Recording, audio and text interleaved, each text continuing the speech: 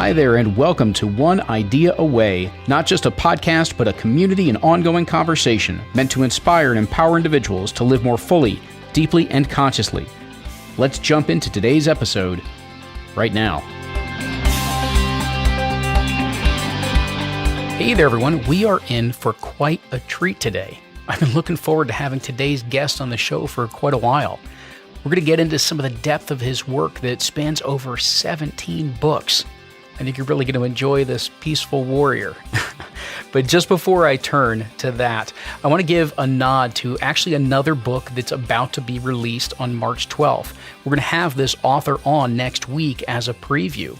And I will say, full disclosure, I've been working with this incredible author and coach for over 14 years. He's actually my business partner at the Institute for Professional Excellence in Coaching, IPEC, the coach training school that we run.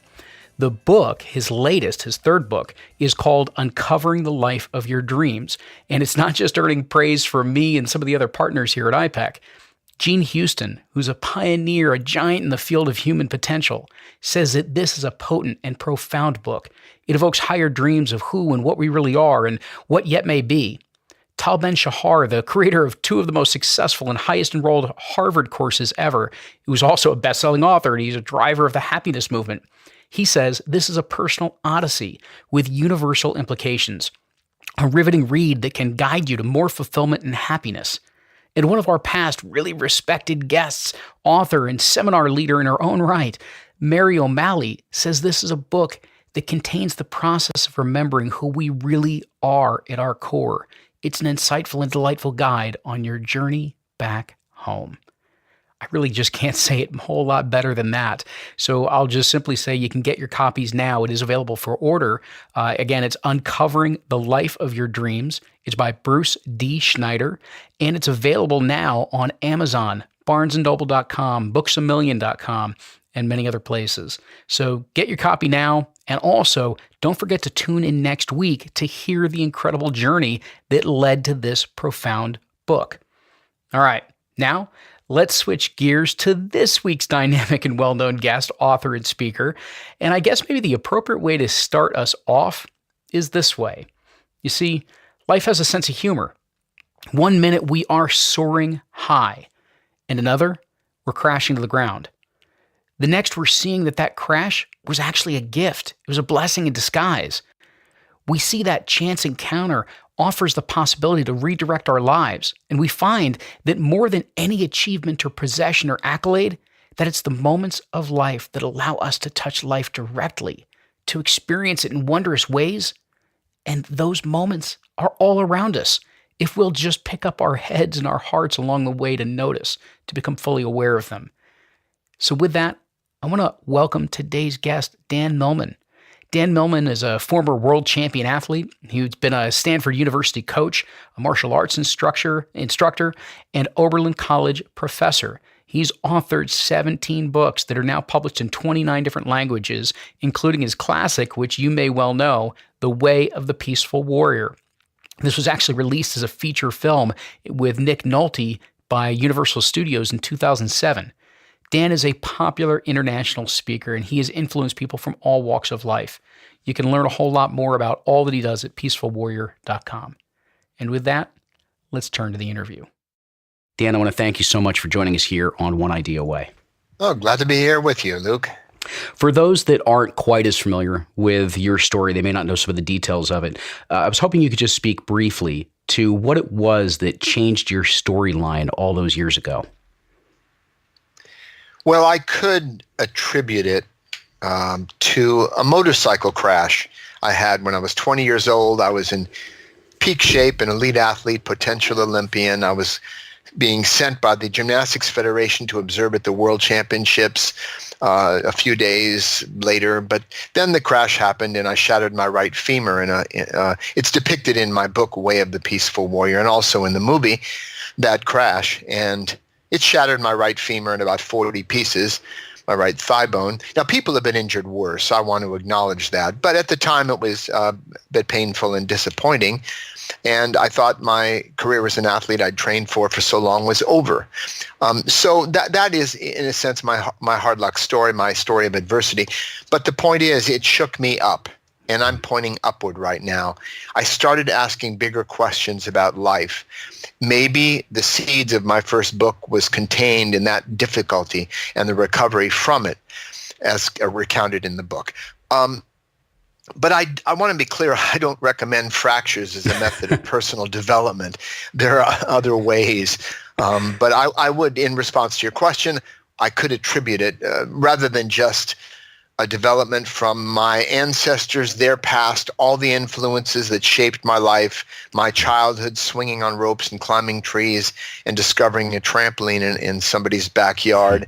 I'd say that crash was a turnaround in my life. And again, it doesn't have to happen through great adversity, right. But most of us know when there's a challenge in life that is like a form of spiritual weight training to develop, to strengthen us. So that's what did it for me. So what did it open you up to? Meaning, what were some of those bigger questions in life that you started to pose to yourself? Well, I began, first of all, I looked at my own mortality. To the young, to a 20-year-old, death is just this distant rumor. But the last I looked, the mortality rate was holding steady at 100%. So I started asking bigger questions because I was focused so much with self-improvement. And I did memory courses, speed reading, martial arts for years, gymnastics. I learned to juggle. I did magic. I mean, I was into self-improvement. And also I was focused on how to develop more talent for sports because I determined as a young coach at Stanford University, I trained the top U.S. Olympian. And our team went from the bottom of the conference when I started to one of the top 3 teams in the U.S., when I left 3.5 years later to go to teach at Oberlin College. So I was pretty successful as a coach, and I determined that we could actually develop more talent in the sense of some foundation qualities and skills that would help us to learn faster and easier and rise to higher levels. And my theories did work out in practice. But with that motorcycle crash, I began to ask bigger questions. How can we develop talent not just for sports necessarily, but talent for living, talent for the challenges we meet in everyday life in that arena, relationships, finances, career decisions, issues with our physical body. So that's when I began to ask those bigger questions. And that changed my emphasis and led to that first book some years later. What is it that you would say is the why behind your work now? Meaning, what is it that you hope people are receiving from this incredible body of work that you've produced? Well, to answer that, I have to say that one day I realized no matter how much I improved myself, Luke, only one person benefited. But I experienced a kind of calling in a way. Not everyone has that, but I realized if I could influence the lives of other people, 1, 2, 3 or more in some positive way, that made my life more meaningful. It wasn't just about me. So even though I continued to learn and grow, of course, the better we are, the better we can serve the world, it was also, I had that calling to teach. And of course, I taught what I knew, which was gymnastics in the sports arena. But then as my interests expanded into the larger arena of life, things that could apply to business, to relationships, to health, I wanted to share that. And I didn't know how. Many people are in that position. How do I reach out to people? We didn't have the internet or, reaching out through Facebook or whatever. So I began teaching. I think I put a little ad in the newspaper. And maybe 5 people would show up in our living room and we'd sit around in a circle. They'd put $5 or $10 in a little basket to contribute, and we would talk about life. And over time, and working with various mentors and different experiences, I found ways to articulate an approach to living, which I call the peaceful warrior's way. Now, I know that many of your listeners are looking to find their way, and that's very important for people to find their own way. But I suggest to people that what I call the way of the peaceful warrior is not my way. It is our way, because every single one of us is striving to live with a more peaceful heart. in the sense of less stress, more serenity and equanimity with all the stresses of life and the chaos of life going on and the decisions we have to make and the things we want to do. So we'd like to find a way to live with a more peaceful heart, but there are times we must acknowledge that we need a warrior's spirit. Shoma Morita, a Japanese psychiatrist, once said, when running up a hill, it's okay to give up as many times as you want, as long as your feet keep moving. And keeping our feet moving takes a warrior spirit at times. We all know that. When we're discouraged, when we meet self-doubt, we meet insecurity and all those other inner demons, so to speak. So that's the only battles we really have in the warrior's way, the battles internally. And when we conquer those, then the external world is, I don't want to say a piece of cake. It has its challenges, but we're better able to face that. So the approach I teach is, it's an internal approach, but not strictly Eastern. Not all about just meditating, contemplating, self-analysis. It's also about being effective and functioning in the world. And I have specific ways to do that. So actually, let's go there a little bit further, because I love that story of no matter how many run up the hill, no matter how many times we give up, it's fine as long as our feet keep moving. I know that's part of, I guess part of the key to some of your teaching is that idea of action. And I was hoping you could speak a little bit more to that, because I think so much of spiritual work, more conscious living, it seems to center on how is it that we manage our thoughts? What do we do with our emotions? And you certainly acknowledge all of that, but then you also bring in this piece of keeping your feet moving. And I was wondering if you could speak more to that. Yes, and this is one way that what this approach to living I teach is different from many others. And because we grew up in a culture, a psychological culture, spiritual culture, about looking inward, meditation, as you say, fixing the mind, having the right thoughts and right feelings, or quiet minds so we can finally function well. And in my observations, we have more control over what we actually do, how we move our arms and legs, than we have over what thoughts just appear. Thoughts happen to us. They just appear in our field of awareness. Sometimes they're positive, sometimes they're not. They simply arise. And rather than trying to fix or work on those, which we have less control over. I don't have a spam filter in my head. I don't know if anybody else does. My thoughts are sometimes positive, sometimes negative. Same with emotions. They're like the weather patterns of the body, and the weather changes all the time. So rather than trying to just feel confident and feel courageous and feel grateful and feel loving and feel happy, instead of that, we can focus more, and we're much more effective by focusing on how we behave, how we meet the changing circumstances of life. That's what I mean by a way of action.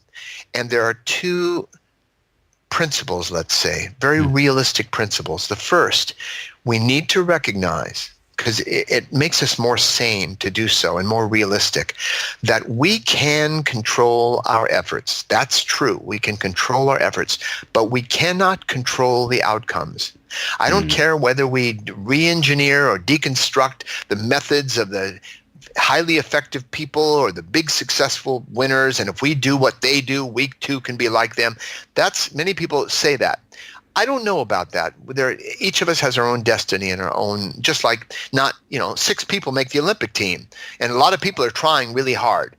So sometimes the stars have to align. We have to trust our process. But by making a good effort, even though we can't control the outcomes, whether we sink a putt, make a basket every time, find love or success, by making a good effort, we vastly increase the odds of getting what we desire over not making the effort. So in a way, effort is success.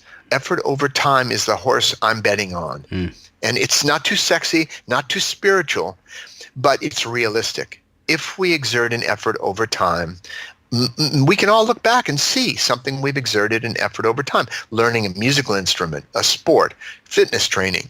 Effort over time breeds results. What they are exactly, we cannot predict or be attached to. But that's one principle. The other we can get into a little later. It's certainly something that I've heard come up, but in different ways in interviews in the past. But it's just such an important point of recognizing that when it comes down to control, we can't control what that outcome is going to be. We can't control the results. There are too many other factors and people and situations that are all involved.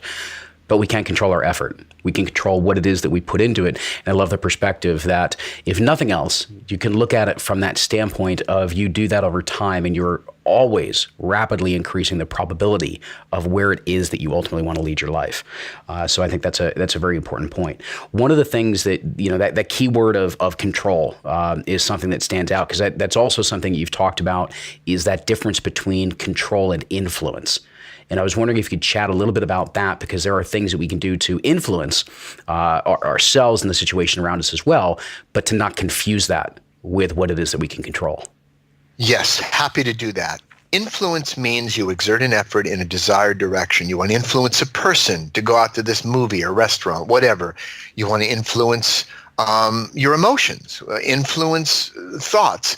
There are many things we can influence, which means we can do a technique or a method or put out an effort, and it may work and it may not. For example, we can influence the weather. There are times you can drop some chemicals in clouds and cause precipitation. There are businesses that do that. Sometimes it works, sometimes it doesn't. There are ways to influence how we feel. Our posture can influence our emotional state. Our breathing can influence it.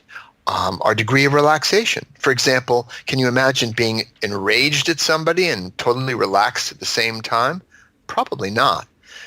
So we can do things to help influence how we feel, and we can constantly work on one method and then another and techniques. So there are things we can influence other people. We can influence politics by voting, by supporting candidates. So many things we can influence. May work, may not. But to control something means you simply will it to happen, you intend it to happen, and it happens. And I suggest, in terms of control, we have less control over how we feel in any given moment. Feelings change all the time, they pass, and so on. We have less control over what thoughts appear in our awareness, positive or negative, but we have more control over what we do. Someone who's feeling very shy can walk up to someone and say, "Hi, my name is, and what's yours?" and get up a conversation, even if they feel, quote unquote, too shy to do that. Someone can feel tired and still accomplish something. Someone can feel unmotivated. How many of us are motivated to take out the trash? But we do it because it's necessary. Brush our teeth. So we can do things whether or not we're feeling motivated.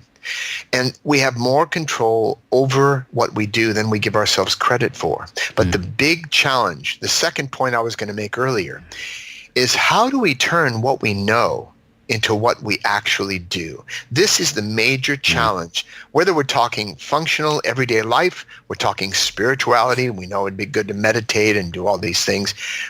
The best way I know of to turn what we know into what we actually do, well, the way I put it is this: it's great to dream big, but start small, then connect the dots. I've been doing a morning workout every day for a little over 30 years. And I teach it as well. It's an online course at my website, The Peaceful Warrior Workout. It's designed to be completed in less than 4 minutes a day. It's based on the principle, a little of something is better than a lot of nothing. Now, people may say, come on, that's not going to change my metabolic set point or give me a training effect. No, but it is a great way to start the day, because over time it has an additive quality. And doing it every day. And listen, I'm almost 72 years old. You wouldn't know it seeing me. I still do handstand push-ups, go to the gym, do weights, swim. So I do other things as well. But I was able and capable of doing those things because I was already at a baseline level of flexibility, strength, balance, coordination. I kept that over time. So even people who are very active, it's just simply a great way to begin the day, 3.5 minutes. And we're more likely to do that than say, I'm going to go do an hour and a half yoga class over at the Y or the gym, whatever. We start those things, but it's hard to maintain them. So a little of something is better than a lot of nothing. So that's one example of starting small and connecting the dots. Dream big, start small, connect the dots. And in fact, in another month or two, I'm going to have a 4-minute meditation, very powerful meditation, 4 minutes. I sometimes do it on the subway here in New York City, where I live, in Brooklyn. You can do it anywhere, and it can be done in a brief amount of time. And I do it every day. How many people meditate every day? So that's what I mean by turning what we know into what we do. It's just small gestures. So a handful of things. Number one, just for everybody, you may want to actually check out that Peaceful Warriors workout. Dan, I've had the chance to hear you explain what that 3.5 to 4 minutes is. I've done it myself. It really is a wonderful way to start the day. But that's for another show. That's for another time. Yeah. It's really, really diving into just this idea of turning what it is that we know into actually doing it, and how we begin to start small. Because this to me seems like it's the crux of so much what's out there. It seems so simple, and yet it's something that so seldom happens. So I guess I'm just curious a little bit about, how is it? So for those that may be wrestling with something, they want to go in a certain direction, they want to do certain things, and at the same time, they are struggling with maybe the thoughts of doubt, or the fear, the self-criticism, the emotions that are just, they feel like are really, really holding them back. What are some of those small steps that they can either start taking or doing for themselves to really begin to work with that, to take the actions that are going to create that bigger momentum ultimately? I think your question is a very important one and a universal one, and it deserves a good answer, and I'll do my best. But before I do that, I'd like to read a very brief excerpt from one of my books, which really conveys the spirit of this conversation, this topic right now. And that is this: to progress toward your goals, you can choose one of two following methods. And the first method I'm going to describe is very popular. People will recognize elements of it. The second method, though, is the one I really recommend. Ultimately, is the most realistic and effective. So here's the first one. Find a way to quiet your mind and create empowering beliefs, to raise your self-esteem and practice positive self-talk, to find your focus and affirm your power, to free your emotions and visualize positive outcomes, so that you can develop the confidence to generate the courage, to find the determination, to make the commitment, to feel sufficiently motivated to do whatever it is you need to do. Phew. Okay, so that's the first way, and I'm sure you recognize a number of those elements. The second method, which I recommend, is you can just do it, as Nike says. And because life ultimately comes down to that. What will you do now? People may not be really tuned into their cosmic ultimate purpose, though I write some books about that. But everyone knows their purpose in this moment. The purpose of your listeners is listening right now. Unless they're multitasking, that's another topic. And my purpose is very clear right now, so is yours. So we always know our purpose and what we need to do in that moment, and we either do it or we don't. But that brings us to your question, what steps we take, because we're not robots. And wouldn't it be nice if everyone suddenly had a flash of illumination and the rest of their life, they just did it? Need to do this, just do it. But we do that in many parts of our life. We just do it when we brush our teeth. We don't have to stand around finding the motivation to brush our teeth. We just do it because it's become a habit. We just take the trash out. We just make our bed, or not. But we just go to work. We just go to school. We just take care of the kids. And we just do a lot of things. And so but some things are easier to do and others are more difficult. They feel like big challenges, which brings us back to the dream big, but start small. If somebody says, well, the just do it I want, Dan, is I want to lose weight, that's my goal, and become more fit. Well, they can start by just not taking that last bite, not quite clearing their plate. Just doing something small, one less bite of food. It's a mindfulness practice. They start to remember when eating, or maybe eating a little bit more of what's nutritious and good for us, and a little bit less what's not. Once in a while I have a sweet tooth, and once in a while I go by a store and I want to get a muffin or candy bar, and I do. And this is what I actually do. I'll take one delicious bite and I'll throw the rest away. Oh my goodness, that's a waste. Or, if somebody nearby, I'll offer it to them, but I don't think that usually works out well. So The point is, there's nothing written. I've read all the small print on candy bars, and there's nothing on there that says, having bought this bar, you are obliged now to finish it. It's not a legal contract. So that's what I mean. Little things can make a big difference. Those are the steps we take. See, I would define success not as reaching the top of the mountain. Because if reaching the top of the mountain is success, then we by definition fail every day if we haven't reached the top of the mountain yet. But if we define success as every step in the right direction, then we're succeeding constantly. So I would define success. I think the best definition I know of for a sense of success in life is making progress toward a meaningful goal. That's a realistic daily sense of success. Progress toward a meaningful goal. Let me ask you, how do you define meaningful goal? Well, meaningful, it depends on us, of course. In fact, if I can wax big picture existential for a moment, I don't believe anything actually has meaning. And that sounds like a negative, nihilistic type of statement. But humans, the good part is humans are essentially creative. We make up our meanings. Yeah. So if there were no humans on the planet, animals live by instincts, and perhaps dolphins and some other intelligent creatures have more than that. But animals do what they're instinctually driven to do. They procreate, they eat, they survive, and eventually they die. Humans, though, we have these things called meanings. We link different things and connect them up. And schizophrenics have a rich array of meanings that we can't even figure out. We free associate a lot. So neurotic people make up neurotic meanings. Someone doesn't look at them or say hello to them and they think, oh, I'm no good. They make up these odd meanings that are kind of negative, but they're making them up.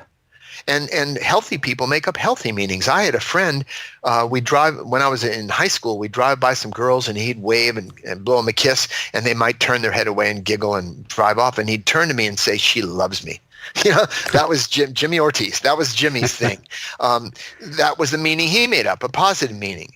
But we make up meanings. But the point is, I'd rather talk about purpose or goals than meanings, because meanings are very complicated. They're the whys. We make up our whys. We make up our reasons why we do things. It's really very complex why we do anything in any moment. It's a sum of many, many factors. But if we talk about goals or purpose, I believe, Robert Byrne once said, the purpose of life is a life of purpose. I believe humans are hardwired goal seekers. We're happiest when we're moving toward a goal. Our point A, we're moving toward point B. Even a baby, I have little grandkids, and when they're crawling across the floor, they're going towards something. They definitely want what they're heading toward. It interests them. And so from the time we're infants, we have goals moving toward them. And that's why the astronauts, for example, who went to the moon had a period of depression. It's like, what do you do after that? It was hard. They needed to find a new goal. And so that's true for all of us. And any of your listeners know that. When we've had some goal we're working toward daily, that's why a practice can be good. Whether it's music or sports or fitness, it gives us a sense of progress of moving through life. So to me, rather than meaning, I like talking about goals or purpose.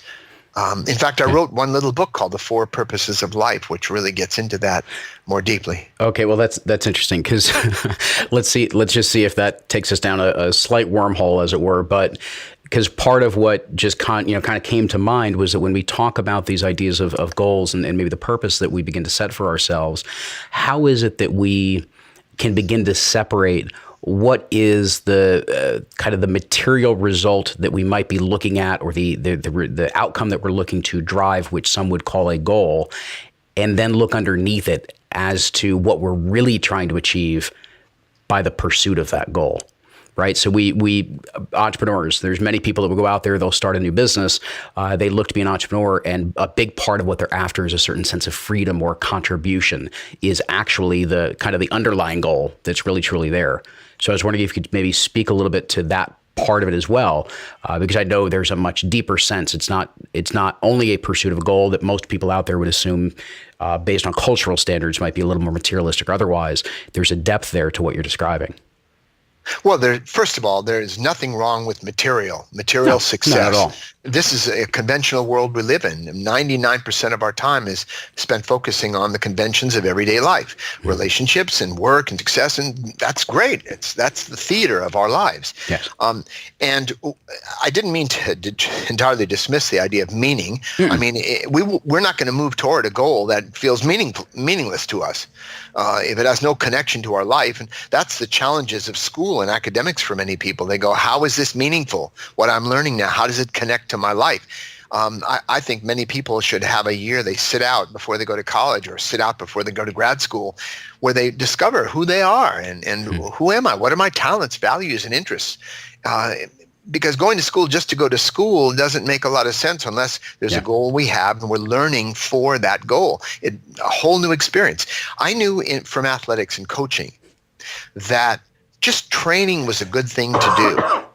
But training gets much more focused and intense and fun and directed and absorptive when we're training for something, whether it's a competition, a performance. So a young entrepreneur, if they have an idea that captures them, that inspires them, that is a sticky idea that can't really let go of, the idea of I would like to serve in this way, whatever field it is, doesn't matter. Real estate, investing, whatever, startups, technology. If they have this goal, then they find the means to do it along the way. As long as they have that, because between us and our outcomes, our goals, our desires, is not usually a red carpet. More often than not, it's a swamp. And it has bumps in the road, it has alligators, and people who expect a red carpet, they're very disappointed. They don't often stick with it. But if they know there are going to be bumps in the road, there are going to be alligators, there are going to be challenges along the way, it's in a way a kind of hero's journey. And, I often remind people, this may sound like a brief tangent, Luke, but I remind people that our story, each of our stories is a treasure because there is not a single story on the planet exactly like yours or mine or any of your listeners. That is our treasure. And we don't just have a story, we are a story in the making. Our lives are like a novel being written, and we never know what the next chapter is going to be, which makes it exciting. That's interesting because I think that's one of the other things that's jumped out at me about your books and your own story is that there have been so many very interesting twists and turns, as it were.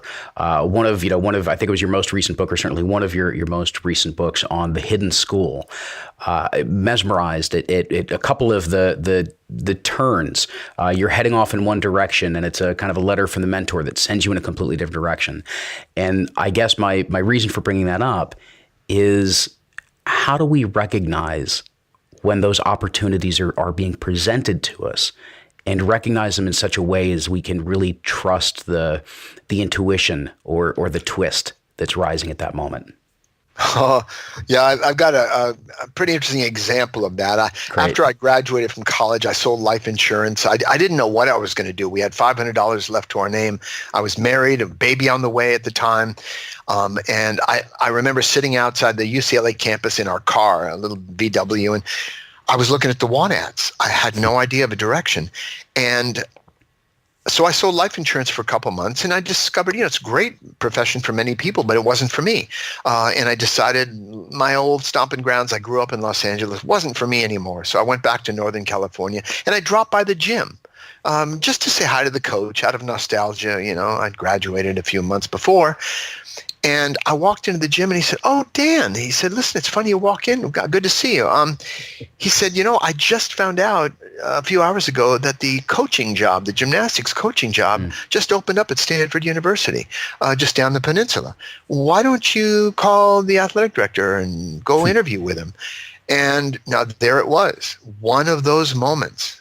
Those opportunities don't come very often, but I had no idea what I was going to do, but I had kind of earned some degree of experience in gymnastics. And so I called the athletic director, went down and spoke with him. And at 22 years of age, the next day, I learned I was the new coach at Stanford University. I was there for 4 years.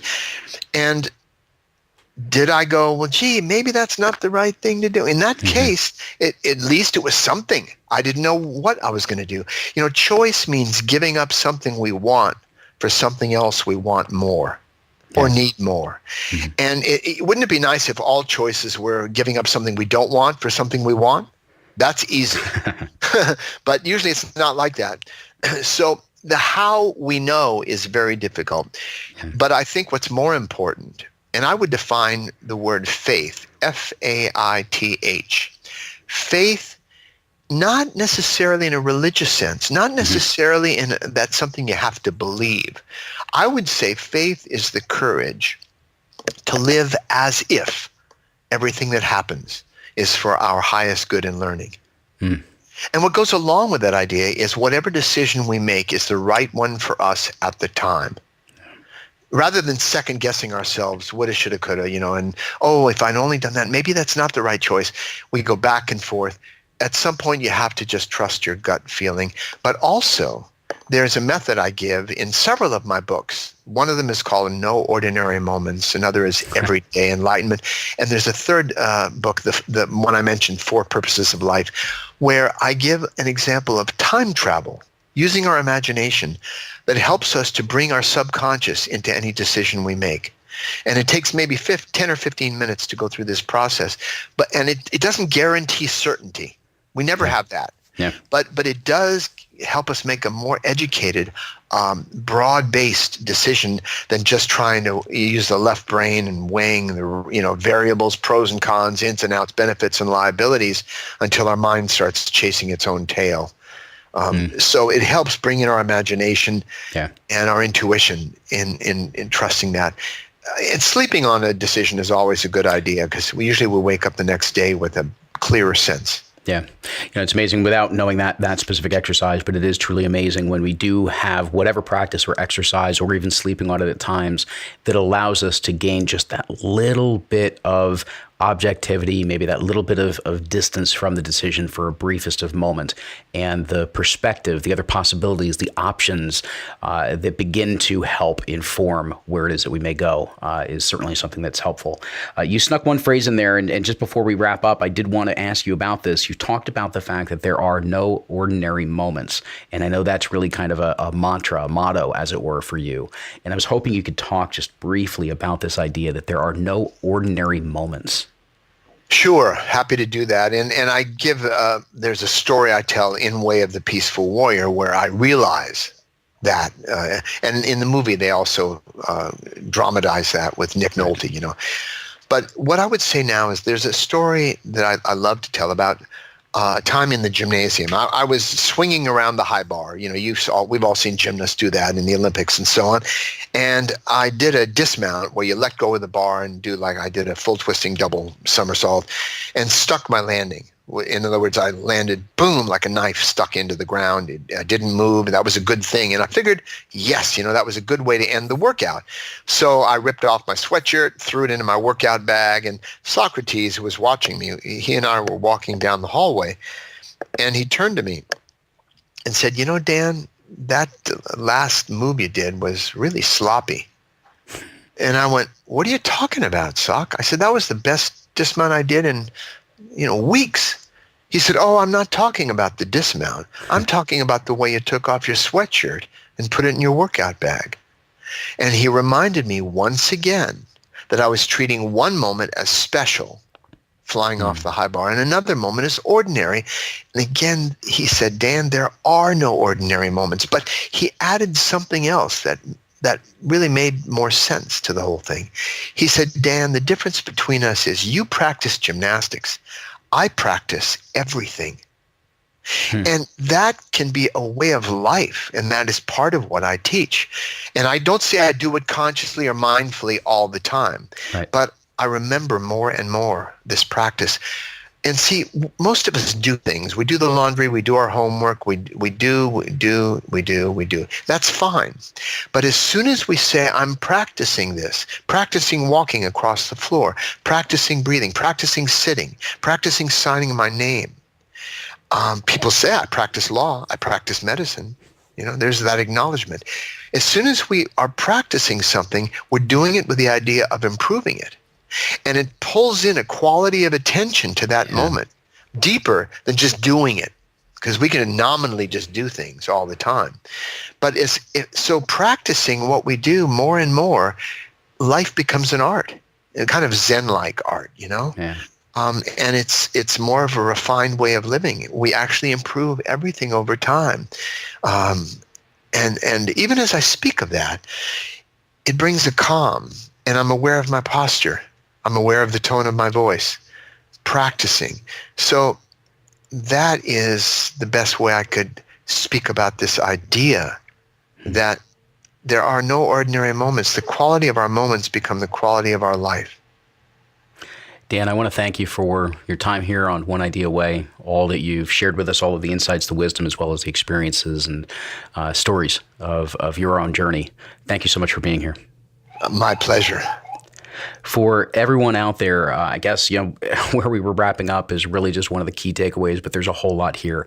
So the first thing I'll say is if you want to continue to learn more from what Dan has shared, again, go back and check out peacefulwarrior.com. But just to wrap up our conversation today is just to reflect on that idea of how it is that we can mindfully practice everything, bringing that non-judgmental attention, that mindfulness to whatever it is that you do, because it's with that conscious action, it's with that mindful action that you will begin to take the small steps, followed by the bigger steps and the bigger steps, and connect them to the dream, the life that you wish to have. And so thank you so much, as always, for tuning in. And until next time, continue to enjoy the journey.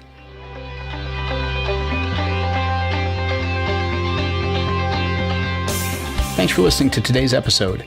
If you really enjoyed it, do me a favor, let us know.